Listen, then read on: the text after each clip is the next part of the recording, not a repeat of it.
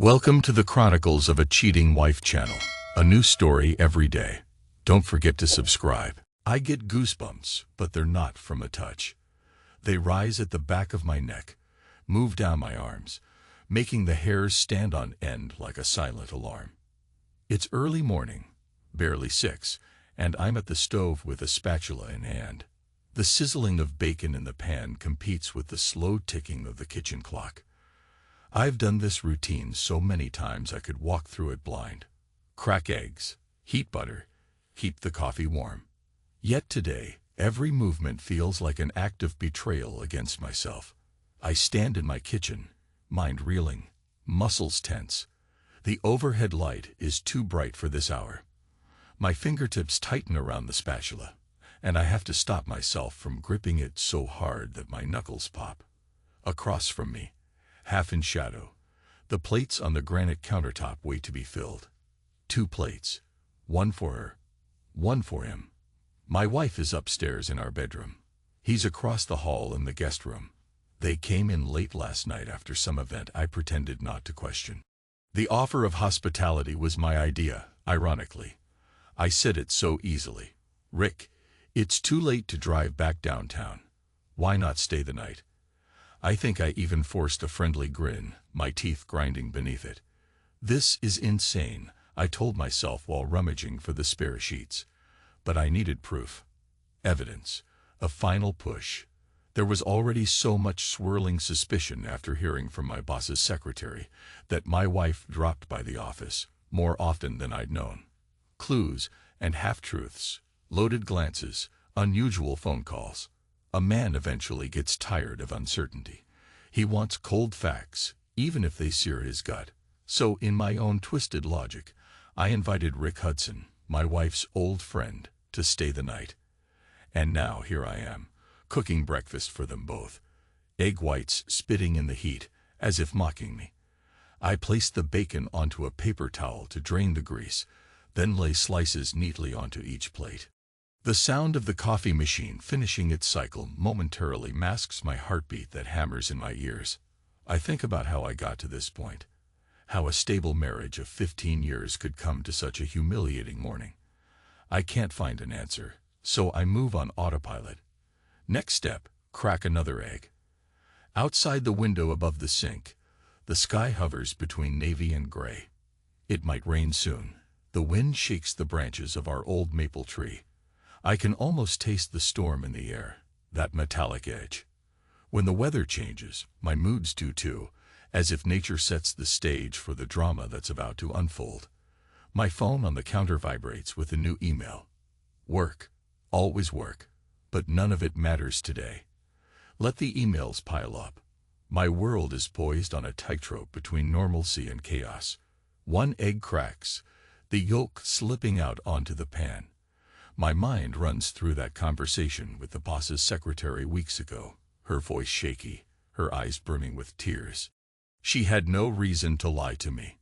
She simply let slip that my wife visits Rick's office more frequently than any project would require. The realization was a punch to the gut. All those nights I stayed late, crunching numbers, trying to meet deadlines as CFO, while they were enjoying each other's company. But I need to slow down. Keep the mask in place, just a bit longer. There's a method to how I'll kill trust in 3 steps. It's grim, but I have no illusions left. Step 1. Confront the possibility. Let the scenario play out in real time. Invite it into your home if you have to. Let them think you're oblivious or naive, so you can see with your own eyes. Because trust dies first when it's forced into the spotlight. That's where we are this morning. My house, my kitchen, me cooking breakfast. The ultimate humiliation, maybe, but it's also the perfect vantage point. The door upstairs opens. My spine tenses. Light footsteps cross the hallway, then the soft rush of water in the bathroom. I shift to get 2 mugs ready, forcibly ignoring the acrid bitterness in my throat. I'm preparing coffee for the man who might be sleeping with my wife. The spatula trembles in my hand. The hallway creaks. A figure stands in the kitchen doorway. It's Rick. Tall, broad shoulders, a neatly trimmed beard, that usual confident stance. He looks well rested, wearing the same clothes as last night, but with his shirt half unbuttoned, revealing the faint lines of his chest. There's no sign of guilt in his eyes, no hesitation in that practiced smile. He could be walking into any five-star hotel restaurant for a business brunch. "Morning, Mike," he says in a carefully subdued voice, as if we are old friends. "Something smells great." I force a polite nod, turning the bacon with an exaggerated casualness. "Just finishing up. Thought you both could use a decent breakfast." I'm half listening to my own voice, registering the dryness. There's no warmth left in me to offer. Even so, I must keep the facade intact. Step 1. Reality forced into the open. Rick approaches the counter. "Smells delicious. Sorry if we woke you getting in so late." "You didn't," I lie smoothly. I was awake, listening to every step, every whisper from down the hall, every soft laugh. They were discreet, probably just talking, but my imagination played savage games in the darkness, forming images I couldn't erase. I glance up and see Rick's hand. The nails are manicured, the knuckles strong. I wonder if these are the same hands that touched my wife. He breathes in the aroma of coffee. I hope Jane's still sleeping. She was exhausted. The syllables of her name pass his lips casually, yet they slice into me like a razor. I clamp down on the handle of the spatula, forcing a half smile. She deserves the rest. Beneath the surface, my thoughts churn. Don't you dare say her name like that. He doesn't notice the tension, or if he does, he's too proud to care. Rick looks around the spacious kitchen, dark wood cabinets, polished floors, a large island in the center. It's well lit and expensive, and I realize how I built this entire comfortable life for us. The mortgage, the renovations, the furniture. I've paid for everything, believing I was securing our future, providing for Jane and our 2 sons. And now I feel like a stranger in my own domain, overshadowed by the presence of a man who doesn't belong here. I slide scrambled eggs and bacon onto each plate, add a slice of toast. Rick picks up one plate, carrying it to the table. The rich aroma of coffee tries to comfort me, but it fails.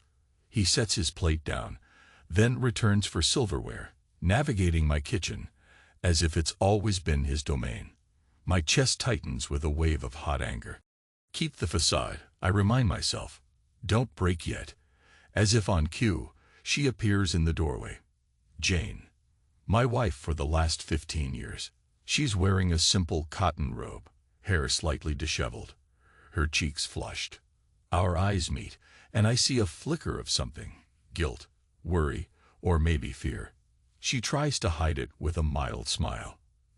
"Good morning," she says softly, pulling the robe closed at the waist. I swallow hard, nodding. "Morning. I made breakfast. Thought you might like something substantial." "Thank you," she replies, stepping closer to the table. She glances at Rick, who stands behind the chair, waiting. It's a fleeting look, but I catch the tension in her expression. Her voice is subdued, almost formal. "You didn't have to go to the trouble, Michael." Rick gestures for her to sit, and she does. I move around the kitchen island, positioning myself behind them.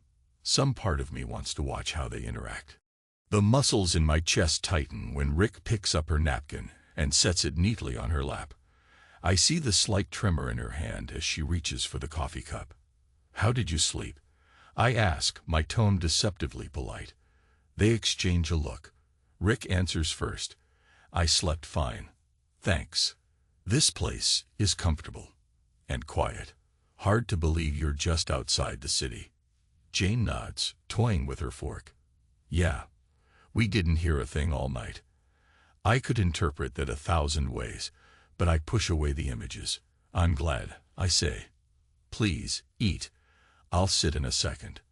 I wait, letting them begin. My stomach twists.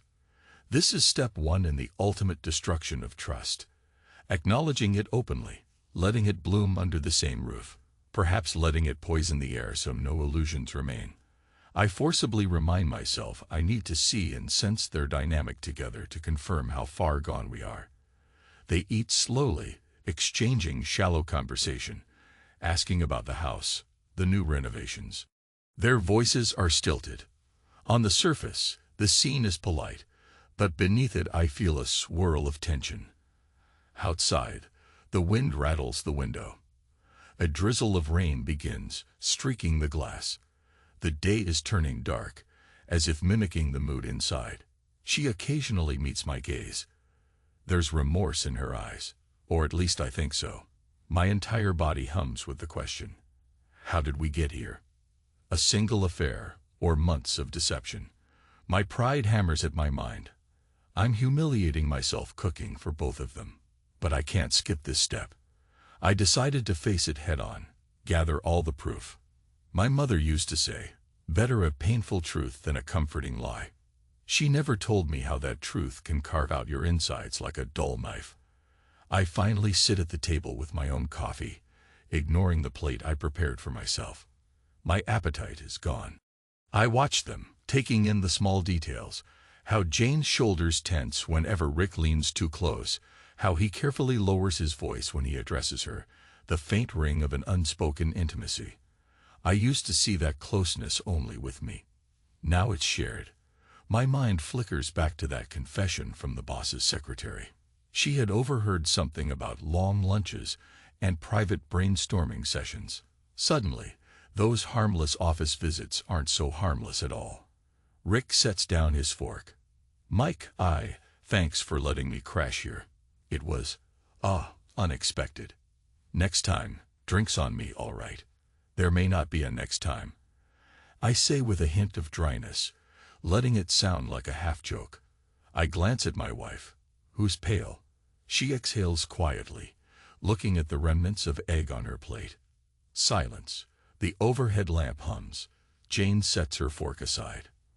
I'll go shower, she murmurs, standing abruptly, her robe swaying around her legs. This was lovely, honey. Thank you. Then she slips out of the kitchen, leaving me alone with Rick. He clears his throat. Well, he picks up his plate, carries it to the sink, where I stand. For a moment, I'm aware of him very close to me. The faint smell of his aftershave. My heart clenches with anger. He lowers his voice, as if confiding. I appreciate your hospitality. It's generous. You're a good guy. His eyes flick to mine, searching for any sign of aggression. I swallow the bitter laugh rising in my throat. Does he realize how much I want to smash that plate against his face? Or is he so confident in his performance that he thinks I remain clueless? I nod, forcing civility. We do what we can for friends, I manage. My tone is as official and alien as I can make it, as if I'm speaking to a business associate I barely tolerate. Rick sets the plate in the sink. Water runs, steam curls in the air. He tenses slightly, maybe reading something in my expression. I have to check some emails before I head out. Meetings to plan. By all means, I say, turning off the faucet. I'll be here. He nods, an awkward half-smile ghosting across his lips. Then he brushes past me, heading down the hallway toward the guest room. I place both hands on the sink, the smooth surface cold under my palms. My reflection stares back at me in the stainless steel. I barely recognize the man I see. A mixture of fury, sorrow, and grim determination. The goosebumps on my forearms intensify. That's how the day begins. The tension in the house is unbearable, so I leave for a short run in the drizzling rain. The moment I step outside, the cold wind cuts through my jacket, and I welcome it. I jog down the driveway, cross the street, past neat suburban lawns shining with wet grass. Each footstep on the pavement resonates in my chest. The water soaks my running shoes, but I keep going, letting the physical exertion burn away the frustration. I circle back after half an hour, breath ragged, chest heaving. My hair is plastered to my forehead. By then, Rick has already left.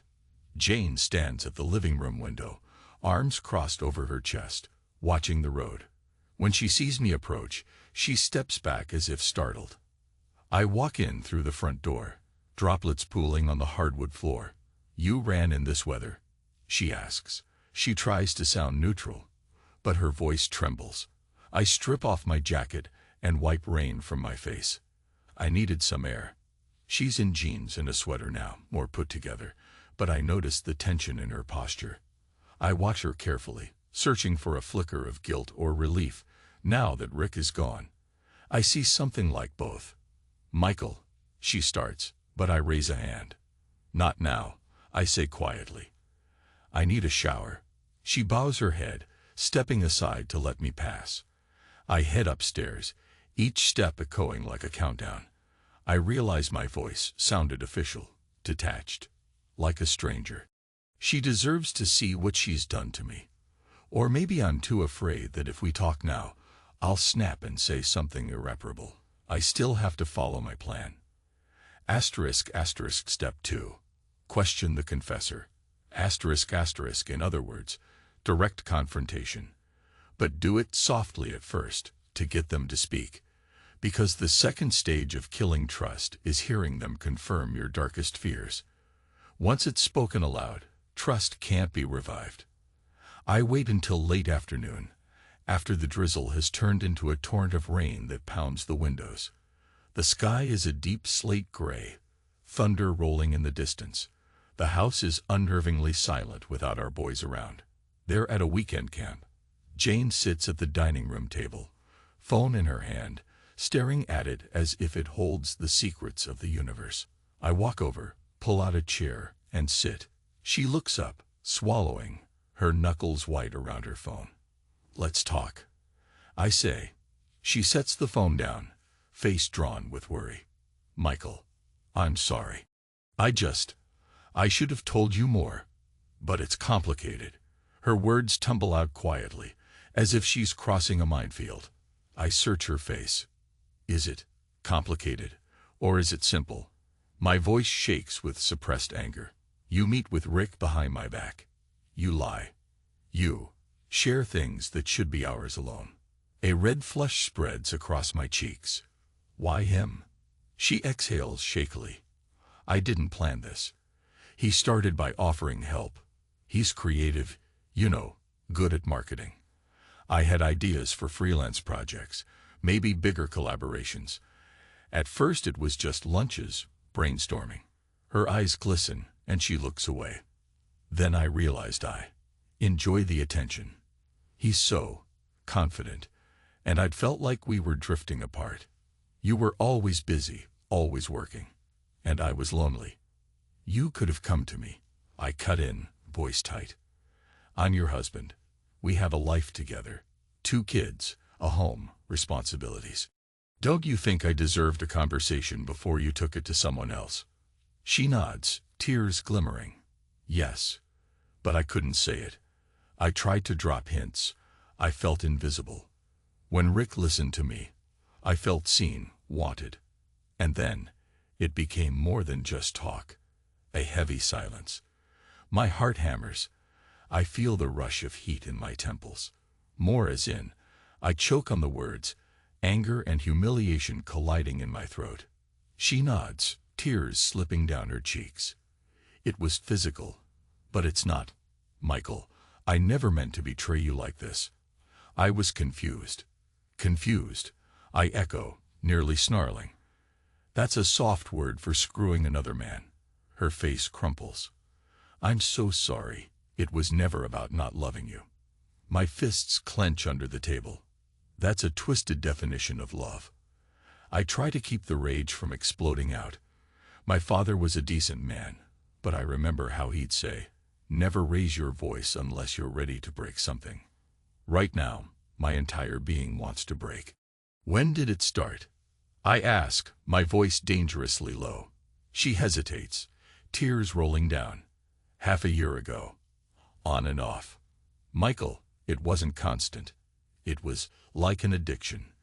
The thrill, the novelty. But it doesn't compare to what we have, truly. I swear." I laugh bitterly. "You swear?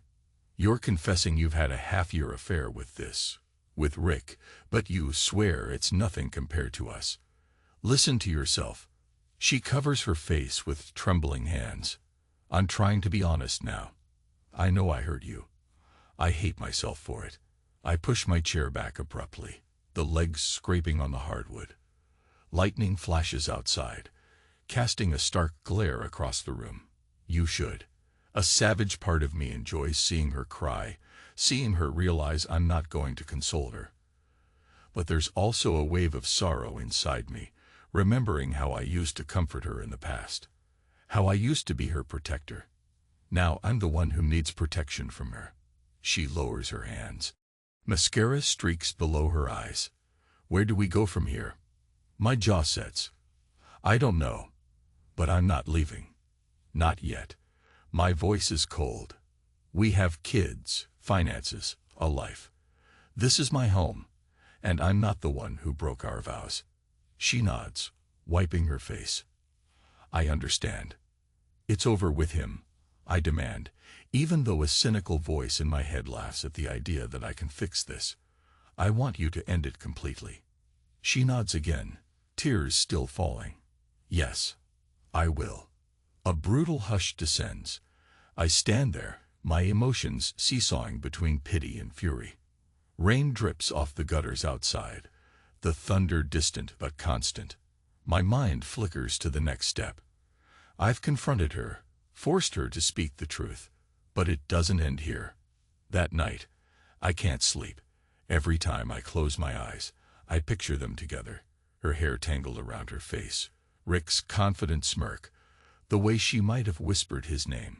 It's a torment that gnaws through my soul.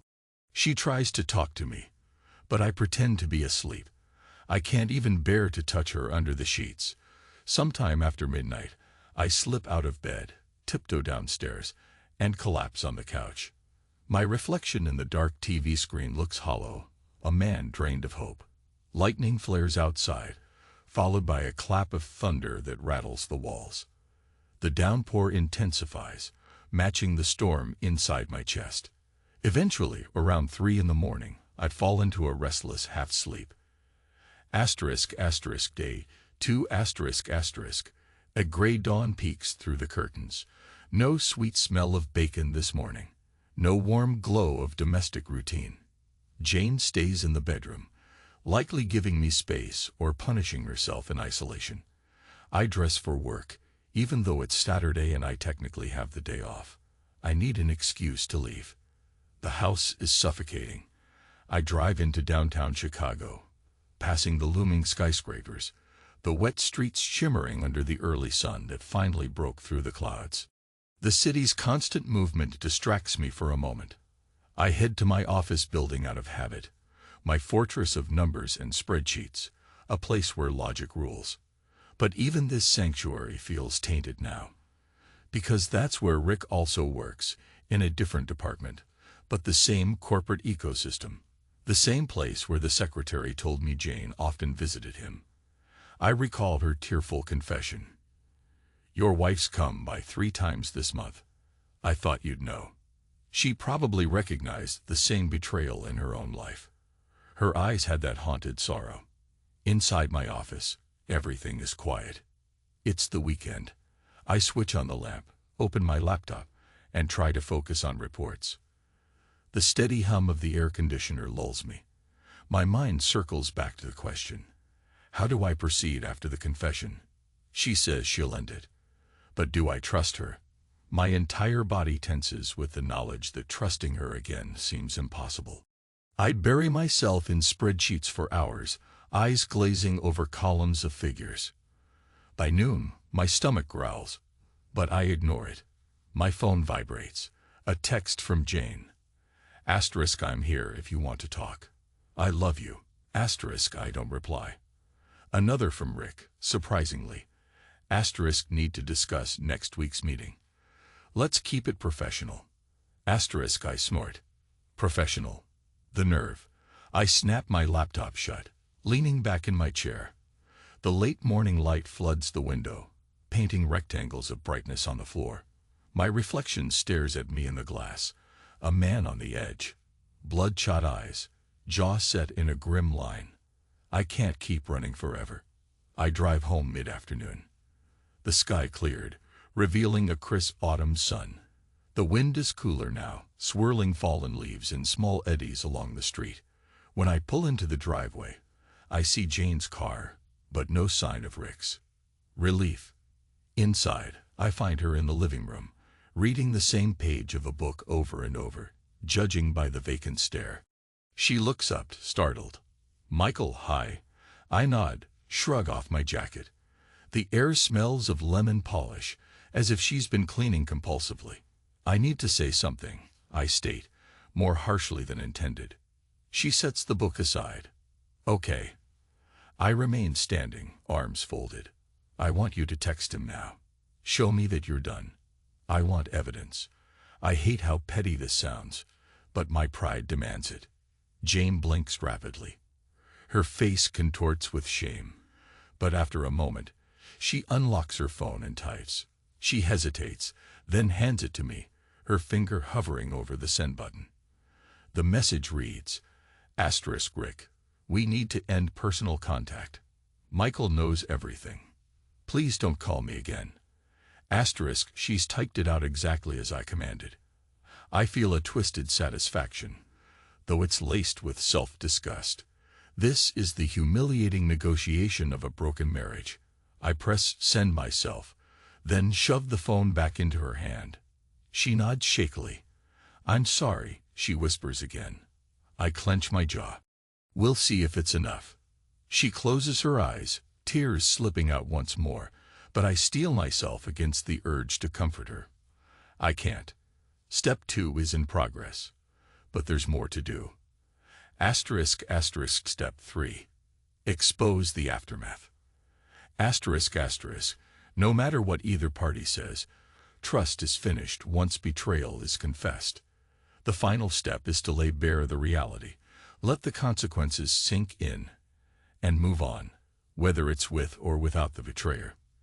The next day, Sunday, I decide we can't hide this from our sons forever. But they're still at camp until late afternoon. Jane begs me not to mention it to them until we figure out a path forward. I grudgingly agree, though I can't stomach the thought of lying to my children. They'll sense the tension the moment they walk in.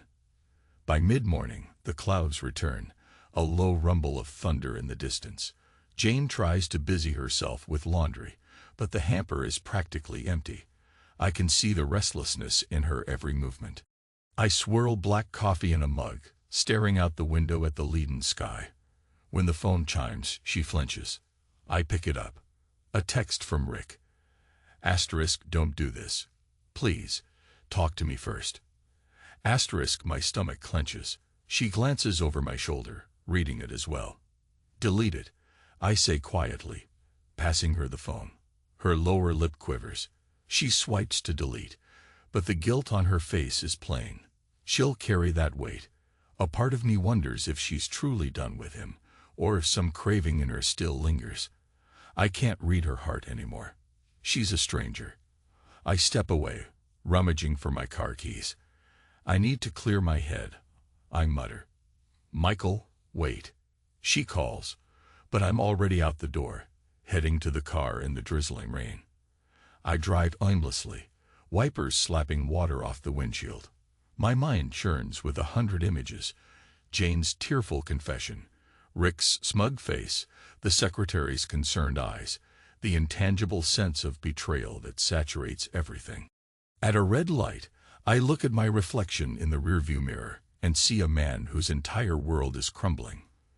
A wave of anger surges. I press the accelerator too hard when the light changes, tires squealing. I find myself near the old industrial district, deserted on a Sunday. I pull over by a chain-link fence, the sky overhead turning bruise purple with approaching storms. The place is bleak, battered by wind, but it suits my mood. I kill the engine, resting my forehead on the steering wheel, chest heaving. I think of the times Jane and I used to take drives along Lake Michigan, stopping at scenic overlooks to cuddle. That woman is gone, or changed beyond recognition. A swirl of lightning arcs across the sky. Thunder rumbles. I recall a memory from childhood.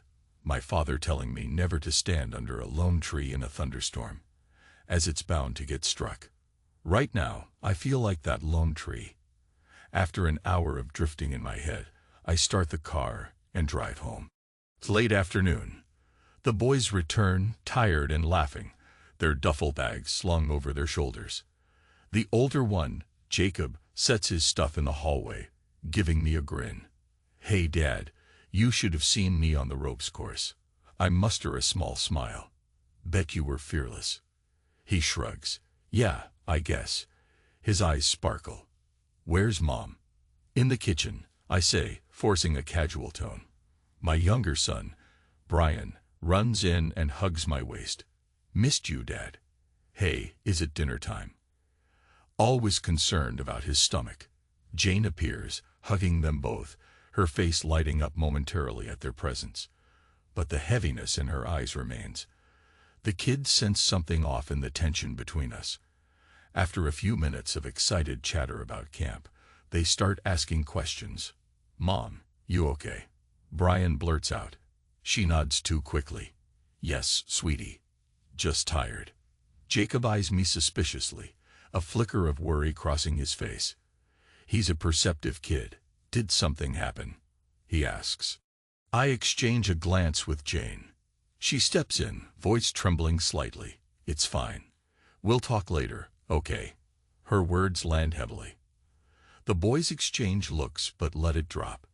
They head upstairs to unpack. Jane and I remain in the living room, the silence thick.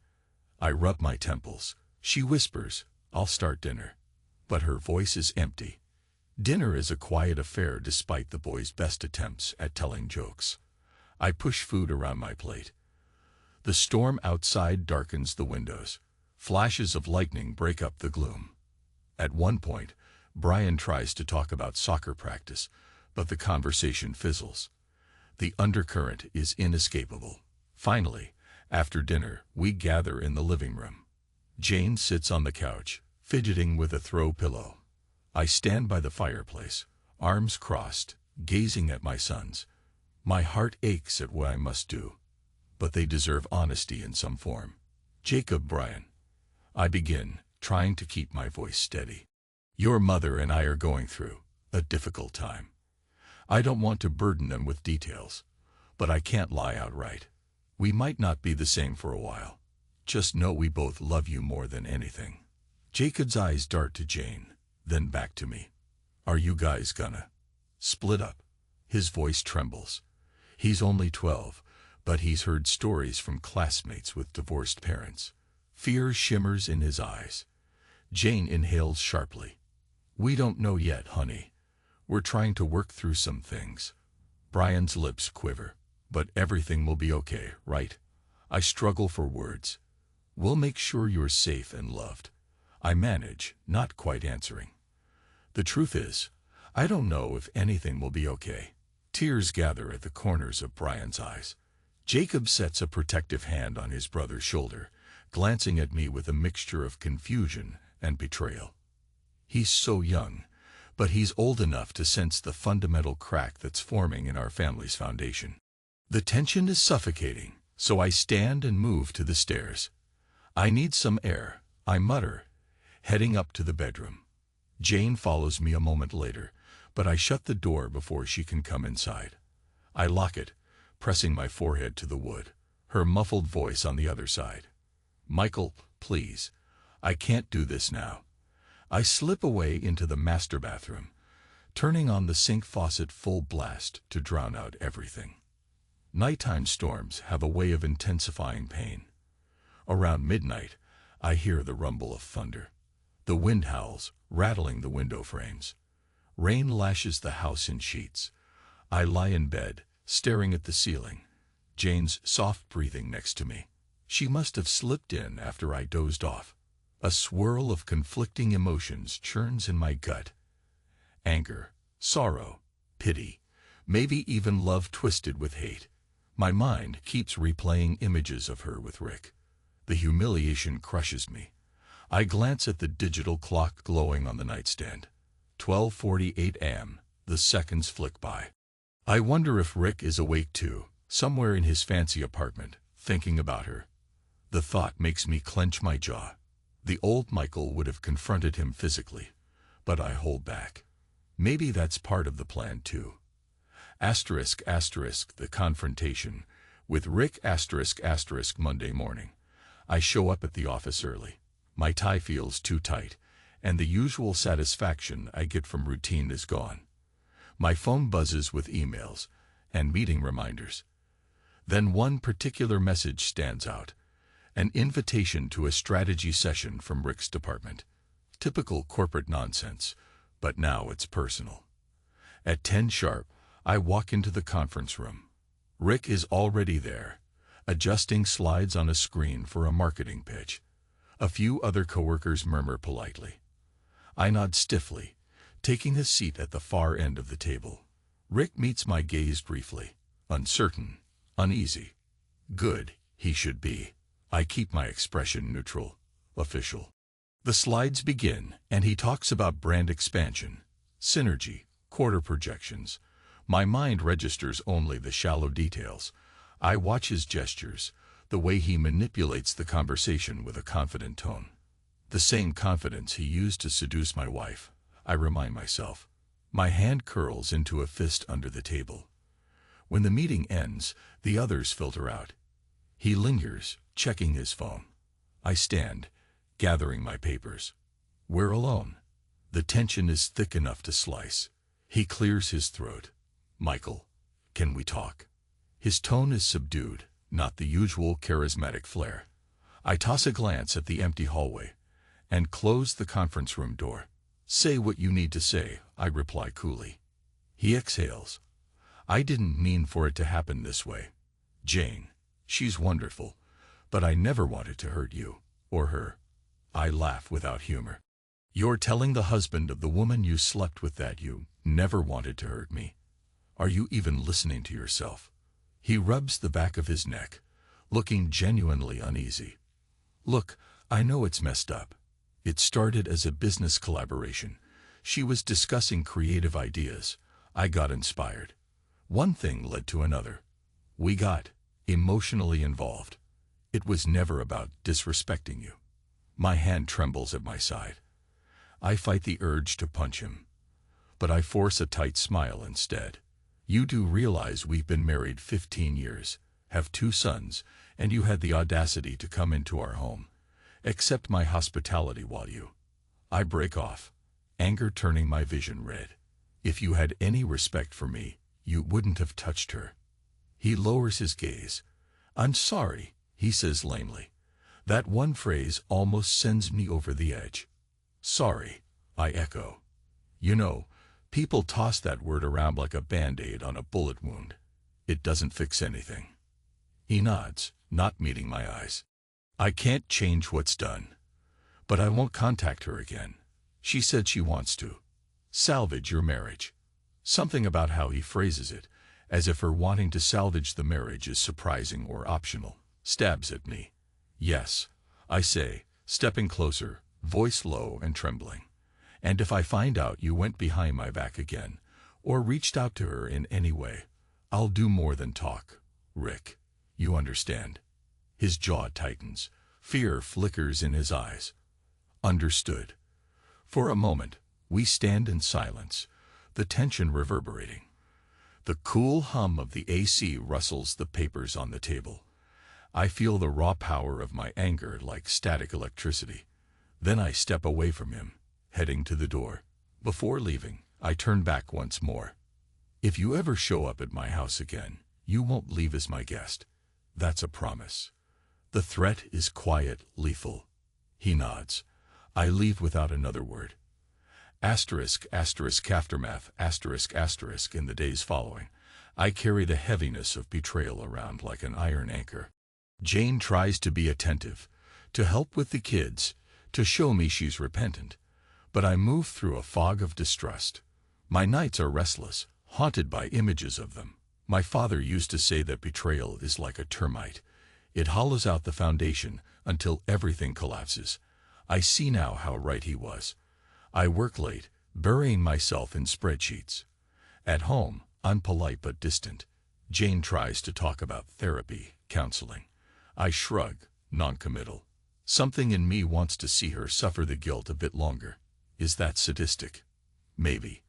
But I can't unfeel the humiliation. One evening, I approach my sons. Jacob is doing homework at the dining table. Brian is drawing something on a pad of paper. I stand behind them, observing silently. Jacob senses me and looks up. "Dad," he says, "you okay?" The question is laced with concern far beyond his years. I kneel beside them. My mind flickers back to the vow I made years ago, to protect these boys from harm. But some harm seeps in through intangible cracks. "I'm okay," I lie. "Just, grown-up problems."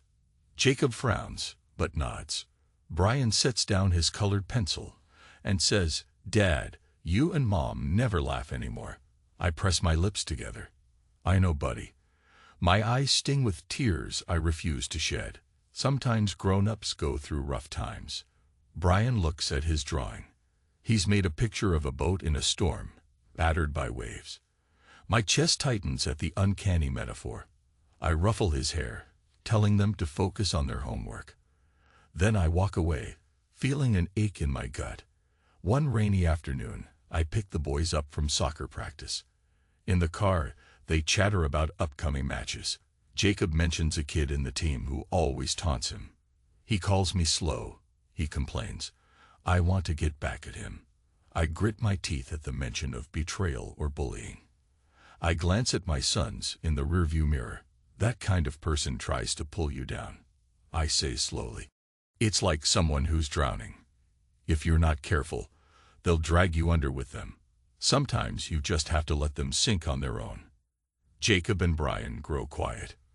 My older boy asks softly, "Is that what's happening with you and Mom?" The directness stings. I swallow hard, forcing a neutral expression. "It's different," I say in a low tone. But the principle stands.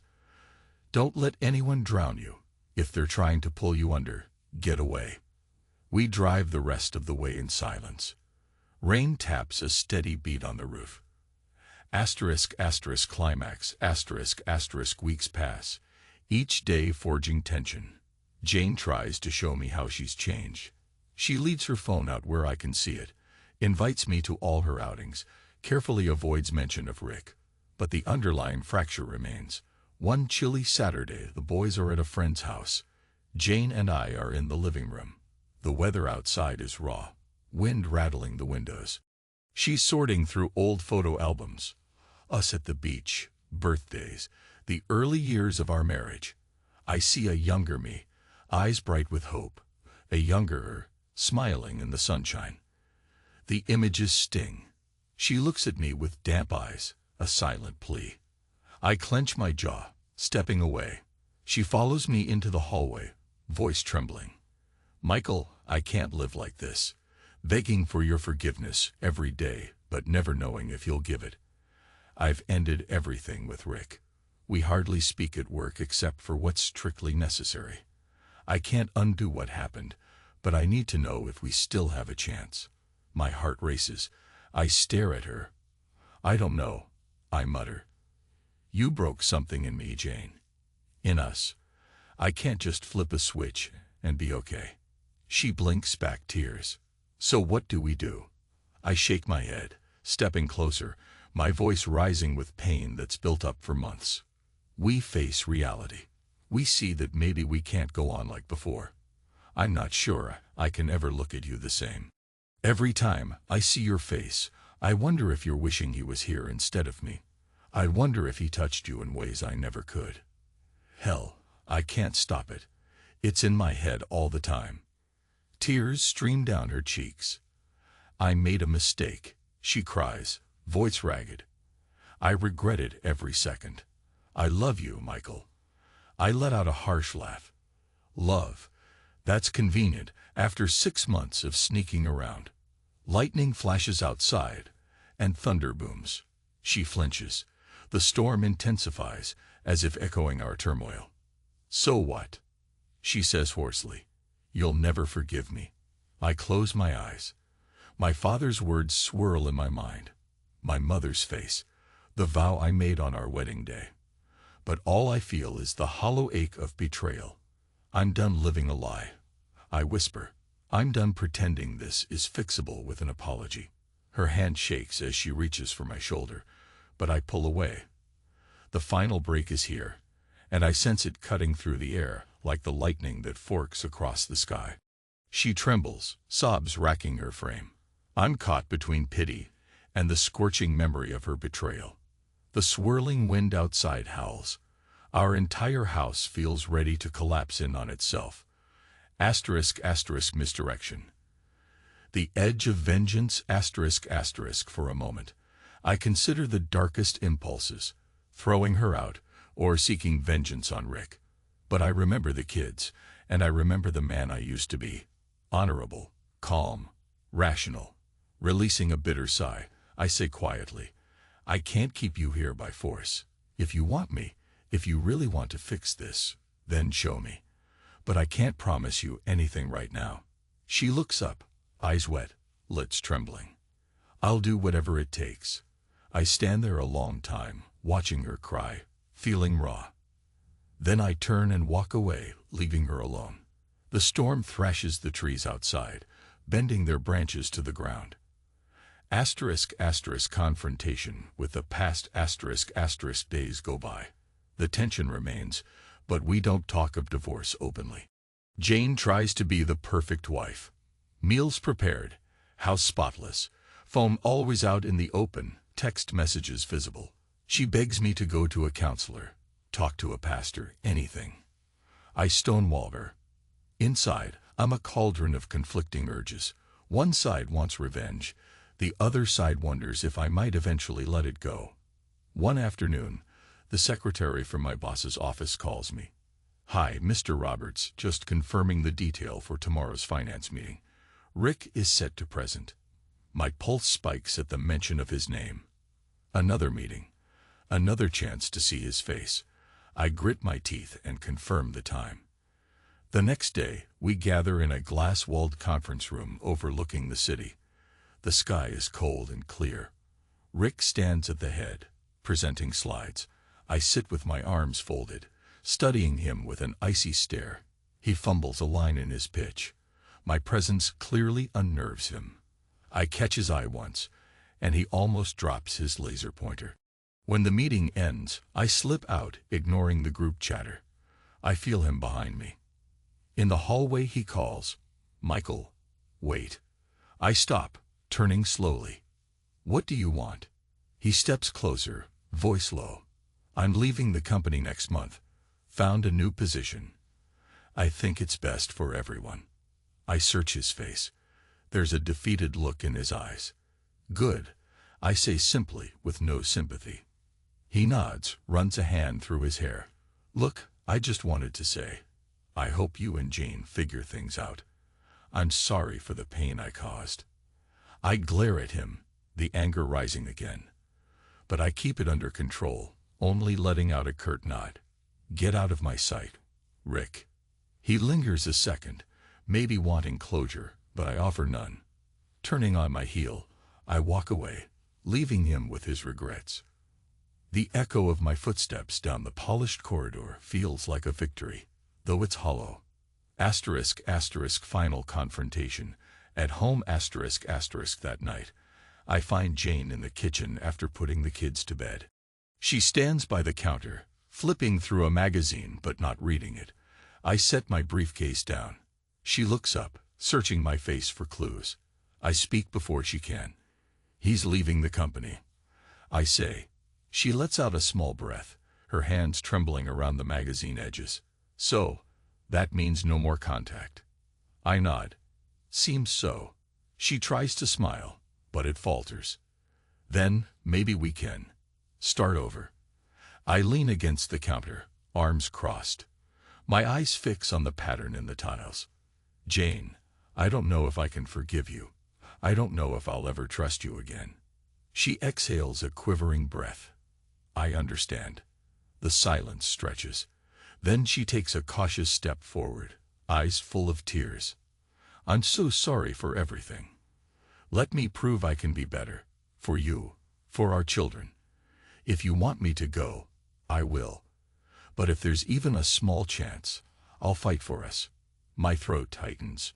I recall the laughter we once shared, the nights we stayed up dreaming about our future, the children we raised together, and I recall the savage torment of betrayal, the nights I spent in silent rage. You broke my heart, I whisper hoarsely, and you broke my pride as a man. That doesn't just heal. Her tears flow freely, but she stands firm. I'm ready to do whatever it takes, for however long it takes. I stare into her eyes. Despite everything, part of me loves her still, though it's battered and bruised. The storm that once raged in my chest has calmed to a dull roar, replaced by a weary acceptance. We can't undo the past. All we can do is decide whether to face the future together or apart. Finally, I speak in a broken voice. We'll see if time can mend what you've done. It's not an admission of forgiveness, but it's not an outright rejection either.